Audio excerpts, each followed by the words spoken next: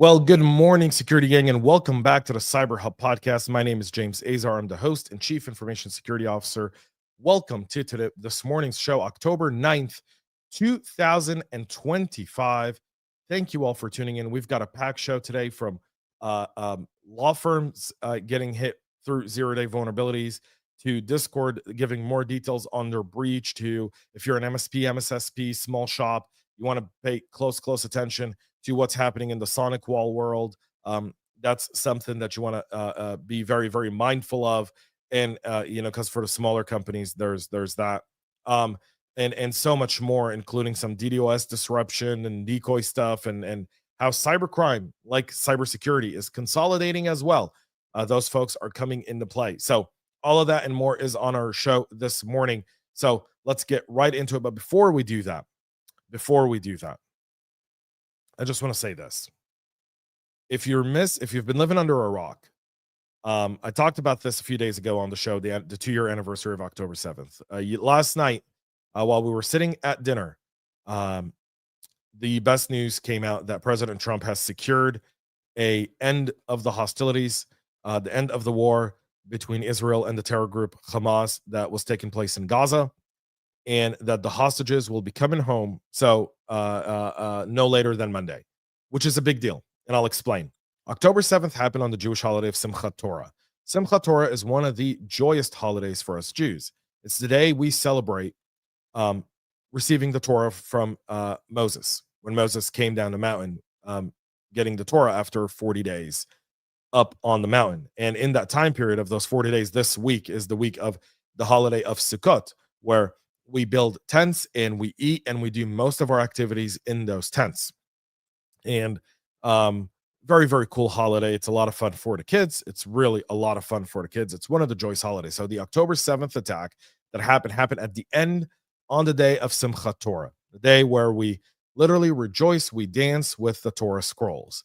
And now it appears that the hostages will be freed according to the Jewish calendar exactly 2 years to the Jewish day, the day we're kidnapped and taken to Gaza.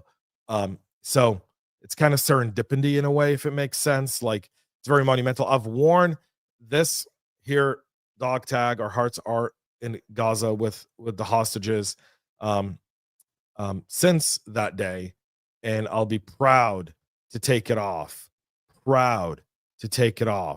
and hang it as a reminder of October 7th, but never have to wear it again, because all of the hostages, dead and alive, will be freed, and will be coming home to the alive hostages will be coming home to their waiting families that for 2 years have fought feverishly to bring them home. And on the hostages that were either taken hostage dead, meaning their bodies were just taken into Gaza to be used as a bargaining chip, or those who died while in captivity or murdered while in Hamas captivity, their families will finally get a final resting place for their loved ones, a place to go and remember their loved ones at. So it brings a conclusion to the war, and it brings those people, those hostages, those 48 hostages, those 48 families, but really it's all of Israel. When this summer, when I was in Israel, everywhere you went was a memorial, something set up to bring the hostages home. Everywhere. There wasn't a city, a town, anywhere you went, the highway, remembering those who were murdered on October 7th and bringing those hostages home. That's all coming to an end. So thankfully, with that being said, you didn't tune in to hear my monologue on that. You did tune in for cyber news. Let's get into that. Coffee cup cheers, y'all. Okay, let's get started with this story here with the law firm of Williams and Connolly. For those who don't know, that's a very prominent law firm in DC. They've represented the likes of former President Barack Obama and the Clinton family. They've also represented companies like Intel, Samsung, Google, Disney, and so many others. Well, now they're disclosing that a China-linked actor did exploit an unknown zero-day to access a small number of attorneys' email accounts. The firm is saying that there's no evidence confidential client data left their environment, but the target said apparently what they did look at were political figures in Fortune 100 and the tradecraft, a zero-day plus long dual legal sector focus, fits some of the PRC priorities. That's the People's Republic of China, or the CCP, which it should be, the Chinese Communist Party. It's unclear if they're related, between like this attack and some other ones, but I mean, this was a bunch of different law firms. And so earlier this year, we talked about Wiley Rain, where they were also attacked by Chinese linked state actors. And again, the Chinese, if you're wondering what business is impacted, all businesses. China believes in acquiring as much information as possible. Data is key for the folks over in China. We move to the Qilin ransomware group that's claiming responsibility for hacking my favorite beer. How dare you? And adding them to their leak site. They've posted screenshots claiming that they stole 27 gigabytes or 9,300 files that were exfiltrated. Most of those files are financial documents, employee IDs, and some internal reports. Asahi previously confirmed the ransomware and data theft. Production of the Super Dry had partially resumed with manual ordering, while broader recovery continues. And I'm proud to say that I have enough to withstand this very, very difficult time of my Asahi beer group. Stop going after my favorite companies, please. So it's flagship beer, Super Dry, great beer, great beer, right? Something there as well. We continue with Discord. So the popular streaming service now, going through threat actors saying they spent 58 hours in Discord's Zendesk instance through a compromised BPO support account. They stole 1.6 terabytes across 8.4 million support tickets, or 5.5 million users.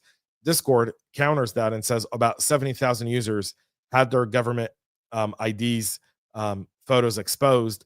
All in all, they may have like exposed 5.5 million accounts or users, but those users didn't have the data. Only 70,000 people had data. Companies pushing back on a lot of this. And so I'll believe the company over the threat actors. Threat actors exaggerate. They want the press. Here, this is one of those things where I'm going to stick with our friends over at Discord. Some of those key lessons we have to take away from the Discord breach, though, is that the third-party support footprints are really high-value pivots for a lot of these organizations. This isn't the first time to use help desk. If you recall, Okta went through several of these events over 2022, 2023, 2024. So, I mean, this is a threat vector that needs to be addressed. Now, there's a few ways to go about this. There's kind of locking it down. There's the idea of trying to change the way people get access to it, especially on the contractor side, forcing MFA, locking it down to a VPN so you can only access said environment as a third party from a specific static IP address. All of those are really good ideas. But again, the way to stop these attacks isn't going to be another tool. It's just going to be better controls on the environment. And that's going to be really, really key. A pro-Russian group is called TUNET, compromised a realistic honeypot water facility, and within 26 hours shifted from access to disruptive actions, creating new users. They've abused the HMI XSS, that's CVE 2021-26829er, that disabled real-time updates. They changed the PLC set points. Now, it was all a decoy, but everything inside of it was real and trending. So they thought they were disrupting a water treatment facility. And that just shows you kind of how these threat actors operate. Researchers at Forescout said the company was providing solutions for enterprise IT and industrial networks. They were monitoring TUNET's activity in a fake water treatment plant. They noticed that the attackers trying default credentials gained access around 8:22 a.m. The attackers proceeded to create new users' accounts. They announced their intrusion by exploiting an old stored cross-site scripting vulnerability.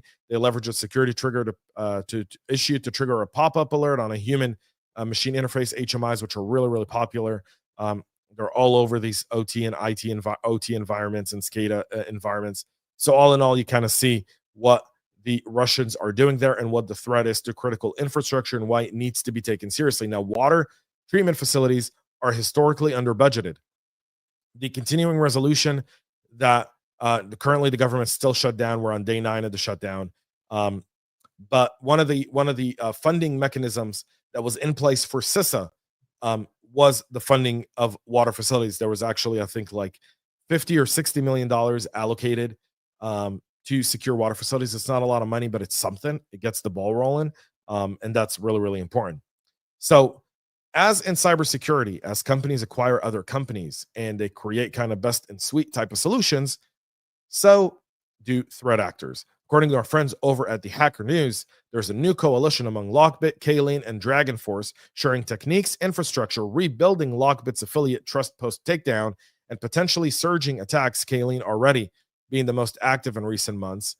This group coming together is likely going to create a more aggressive cross-brand operation, kind of like what we saw with the Lapsus Shiny Hunters, and so forth. And you're seeing these guys come together because they realize apart, they're easier to pick apart, but together they may create an actual strong coalition. We'll see how long those last. Typically, axis of evils don't last very long because of grand ambitions. Type of stuff. All right. The GitHub Copilot, according to our friends over at Legit Security, detailing a Copilot chat issue where some hidden comments and even a CSP or camo proxy bypass led to prompt injections. The leakage of secrets and 0 days from previous repos was one of the consequences of said proxy bypass, and as well as manipulation of other users' Copilot responses. GitHub did harden the mitigation, but the finding is a wake-up call of how AI-assisted dev tools actually surface threats, as well as they help in productivity. And so, yes, the productivity versus threat is there, but you still have to kind of address both. You want to make sure to mitigate the threats in order to, that productivity actually is fancy. Talked about the SonicWall thing early on in the show, but SonicWall announcing that all customers who had their firewall backed up to my SonicWall had their configuration preference file accessed in early September. We talked about this last month with those access being filed. We weren't sure what was accessed. Well, we now know that the company said the files included encrypted credentials and configs, which while still encrypted, but the position increases targeted attack risk as they know your configurations. Remediation tooling and device triage are now live on the My SonicWall website. So you want to go make sure you get that addressed. We'll continue with researchers here pointing out that the WordPress theme injunction fuel is next generation phishing. Researchers tracking attackers modifying functions.php and WordPress themes to load a remote JavaScript chain that redirects users into ClickFix lures, mimicking Cloudflare checks. The new builders like IUAM and ClickFix generator and cache smuggling variants lower the bar and boost EDR evasion. So that's something to keep in mind in terms of there. And finally, we go to the state of California, where there is not a law they don't love enacting. Governor Newsom signing a first-in-the-nation law requiring mainstream browsers to provide a simple built-in one-button opt-out of third-party data sales for Californians, operationalizing CCPA's global privacy control in practice. Separate bills also tie in account deletion and data broker transparency. So all in all, Californians have now more rights than the rest of us here in the nation, but they also are forcing the tech companies to really play ball. So you kind of see that. That's it for our show this morning. We're obviously going to be back on Monday at 9 a.m. Eastern with all the latest.